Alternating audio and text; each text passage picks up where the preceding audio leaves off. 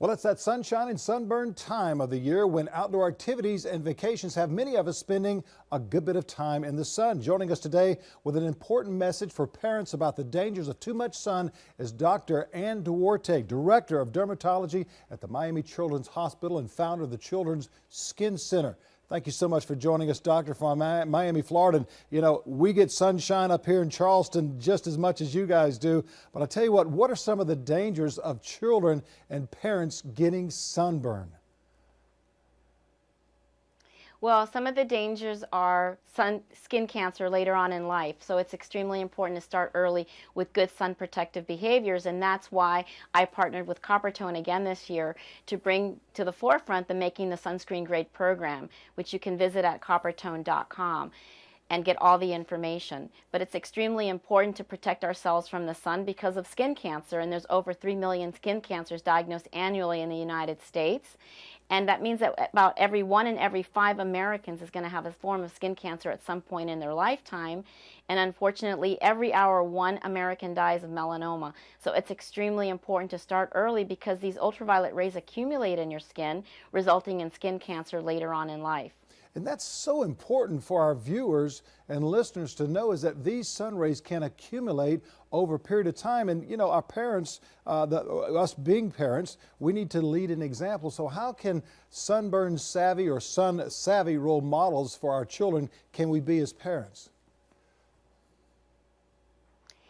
Well, it's very important. Parents are the most powerful role model a child has, and especially between the ages of 8 and 10, according to a recent Coopertone survey, kids are very likely to adopt their parents' behavior. So if you say you need to apply your sunscreen, the parents need to take on this behavior themselves and show the kids just how important it is. And it becomes simple. The kids will follow the leader. And of course, us being parents, we need to also talk with our teachers and coaches about protecting our kids from the sunshine, right? Absolutely, because different schools and different summer camps have different policies on sunscreen application. And sunscreen does need to be applied every 2 hours after swimming, after towel drying, and after sweating. So you need to check with your school's policy and summer camp policy on just, you know, what they do allow. And remember to pack a nice broad brim cap for your child, sunglasses, sun protective clothing, and advocate seeking shade when they're not running around in the sun. And rehydrating, it's extremely important. Hydrating, absolutely, with the right product. Speaking of products, what products should parents be using for themselves and their children? Because we hear so many different things, but coming from the #1 expert, which should we be doing? Well, there's 3 really important components to a sunscreen. One is that it needs to be broad spectrum, and this should be clearly elucidated on the packaging. That means it covers ultraviolet A and ultraviolet B. It also needs to have a sun protection factor of at least 30, and it needs to be water resistant. And as you can see here, Coopertone has a wide array of sunscreen products.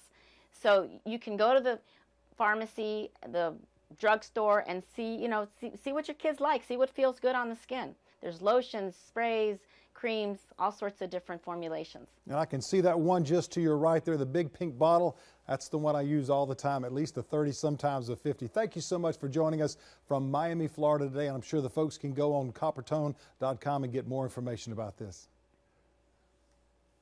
Yes, please. Thank you very much. Thank you. And we've got more after the break, so stay with us.